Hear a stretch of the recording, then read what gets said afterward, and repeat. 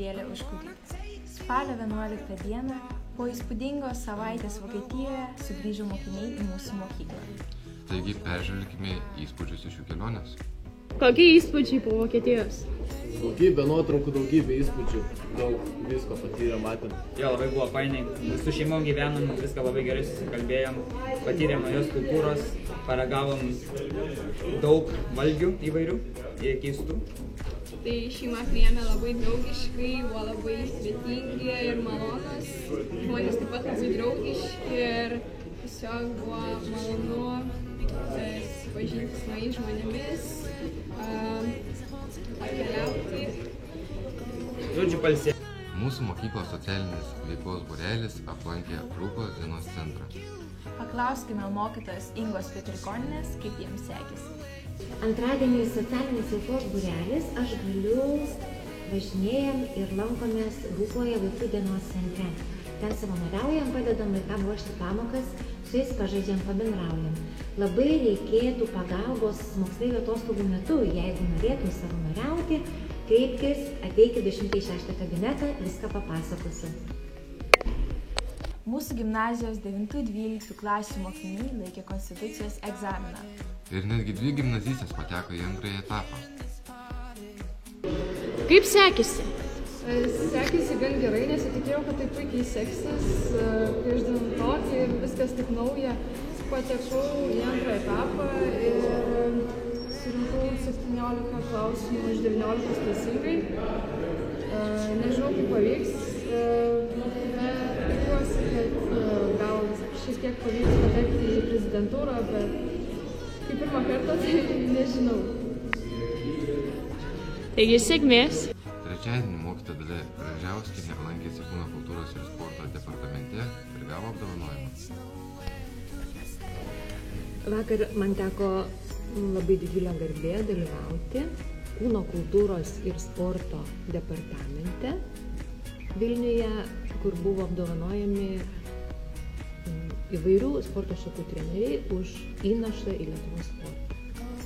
Tarp jų buvo ir krepšininkas Krapikas, ir patys garsiausi seni krepšininkų treneriai, ir įvairių sporto šakų, taip pat olimpinių žaidynių laimėtojai ir dalyviai už nuopelnus Lietuvos sporte. Dėkui.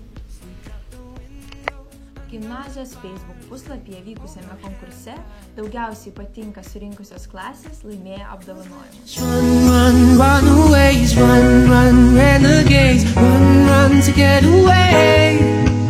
And we just run because we ain't good. I gotta get away, always a haunted place. Oh, when you wanna...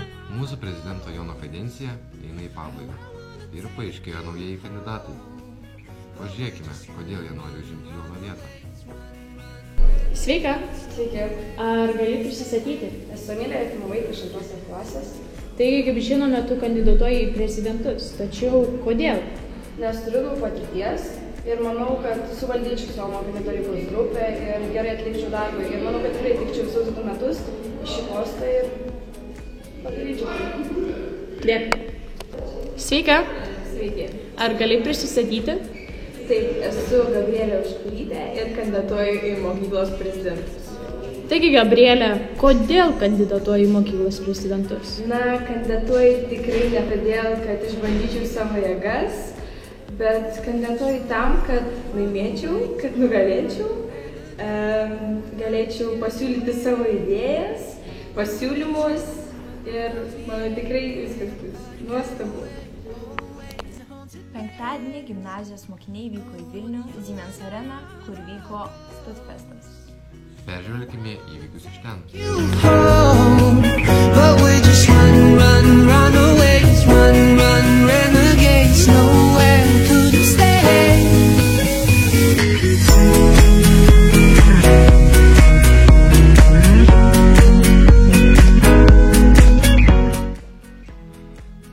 Taigi artėja mūsų visų lauktos atostogas. Ir Gabrielė, ką tu apie tai manai? Manau, kad po šiek tiek darbo visi nusipelno atsipalaiduoti, poilsiauti ir turiningai praleisti atostogas. Pasiteiraukime, kaip praleis jas mūsų mokiniai. Ar laukiat atostogų? Laukiu atostogų. Žiauriai laukiu. Žiauriai. O ką darysi per jas?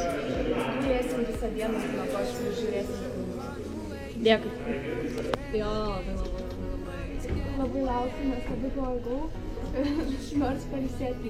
Labai prasta. Super. Tu jauti artėjančias atostogas? Taip jaučiu, nes labai pavargau per 2 mėnesius jau. Jo, labai. Labai? Labai. Taip labai laukiu, nes vyks labai daug šaunių renginių, susitikimų su buvusiais klasiokais. Ar laukite atostogų kaip mokytojas?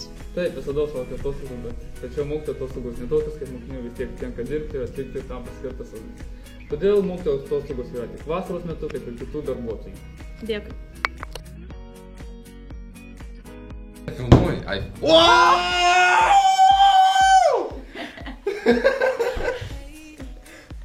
Su jumis buvo Ralio žinios ir aš Gabrielė Škulytė. Bei Lukas Masaitis. They're looking through us like